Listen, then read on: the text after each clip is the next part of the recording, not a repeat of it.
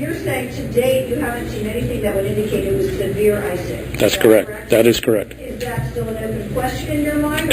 Yes, it is. It's an ongoing part of the investigation and analysis. We're still gathering data from all the PIREPs, the pilot reports from other airplanes. We're developing from the National Weather Service and other research institutes that study this stuff all the time to try to determine what the conditions were.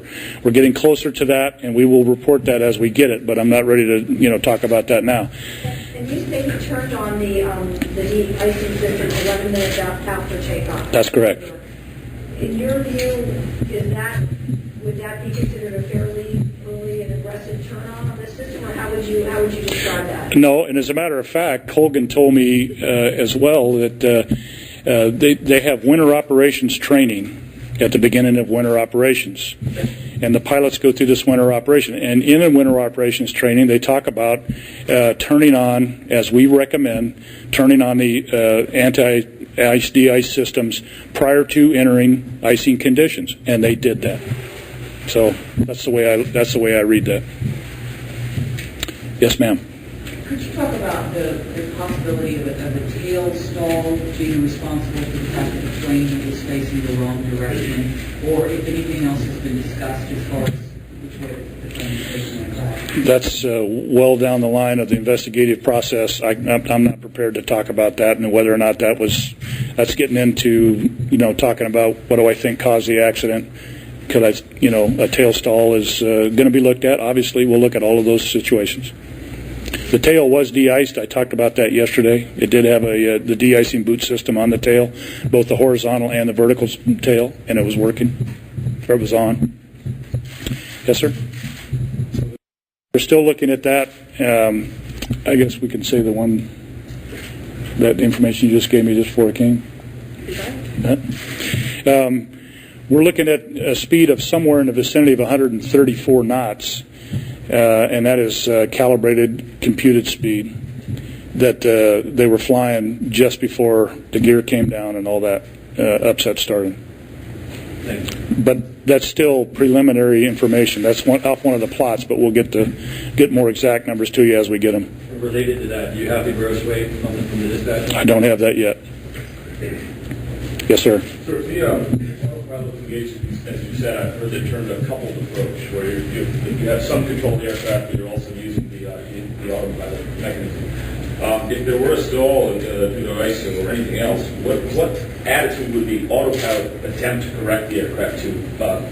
Flat trim or nose down? The autopilot was kicked off when the upset started. So the autopilot's it's trying to trim, and it realized, no, because the stick shaker activated. When the stick shaker activated, it knew what it does is kick the autopilot off, because you have to take manual control now because the autopilot cannot keep up with the recovery. One other thing, at last changing heading, 105 degrees, it sounds rather substantial toward the end as this was taking place. 105 degrees the roll. That was the right roll. The right roll. Okay. That's 15 degrees. The flaps were deployed, right? That's 15 degrees past 90 degrees. Okay. That was right there. Did 1 minute flaps in any way have wrenched the aircraft into some of these things? Good question. I was asked that earlier at the family meeting by somebody who understands aviation. They were asking about split flaps and things like that. We see no indication of any of the split flap configuration or anything on the flight data recorder that would make us suspect that yet. So did the aircraft go into spin? Don't know that yet. What about this? First of all, what altitude were they talking about the icing amongst themselves? And is it possible that even if another plane did not experience the same thing, that it was something that only one plane would experience at that time, and then the conditions would change that rapidly? Okay, going back to the beginning, the altitude. Remember, I briefed that we're at 16,000 feet, saw haze, asked for 12,000 feet and got it, requested for further low, got 11,000 feet. In that time frame and shortly after that was when they started to recognize things, the ice and so forth. So timing-wise, we don't have an exact time. I can't give you that yet. The second part of your question? Is it possible that a plane would come through and experience something a little bit more severe or less severe than an aircraft that comes, a minute before or a minute later? I suppose it's always a possibility. We haven't determined that yet. We're talking to everybody that flew that night into Buffalo to determine if things change quickly. We do know a frontal system was in the area, and weather conditions change dramatically, like I mean, it happens in the east and around this area all the time. But we do know there was a weather change in progress, and we are in the process of trying to figure out what that weather change did to aircraft that were coming in. So a little premature to answer that question with any exact science. We will have that, though. Let me go over here to Matt first. Yes, sir. Question. Yesterday you explained that the stick pusher came on to push the nose down. Correct. In reaction to possibly the wings were going to stall. Correct. The FAA says that would help if in a generic document, that would help if the wings were stolen, but it might hurt if the tails were stolen. Is there a systems interaction issue here?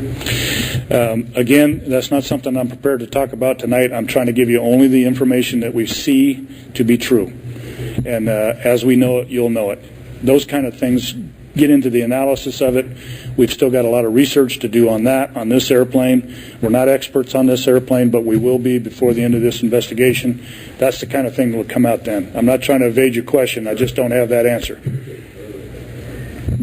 Yes. Two questions, please. Do you know what the stall speed is on this aircraft? That is a changing number, gross weight, and so forth.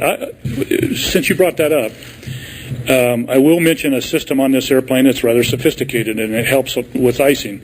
It's a reference increase switch, reference speed increase switch. Reference speed is the speed you set to try to fly final approach to land an airplane. That's a variable number. It's based on the weight of the airplane and the conditions and so forth. If you know you're in icing conditions, you flip this reference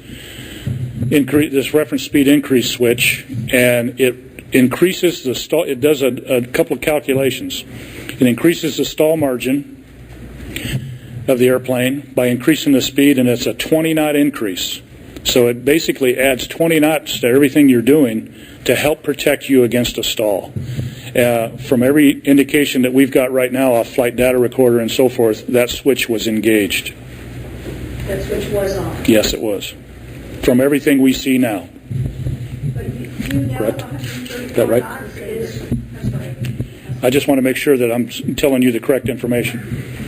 Do you know 134 knots is approaching the stall speed on this aircraft? We still don't know that yet. There's going to be a lot of calculations that go into whether or not it was. And one of the things, that pitch up, that was the first, the gear came down, flaps came out, and then the first little upset that's noticed on the FDR was the pitch up. Is that correct? That is correct. Do you know if that was from pilot inputs? Don't know that yet. You don't know? No. We will, but we don't. That's before the stick shaker, because the stick No. comes down and that's it correctly. No, stick shaker, stick pusher happened, and then the pitch up to, yes, that's correct. Yes, sir.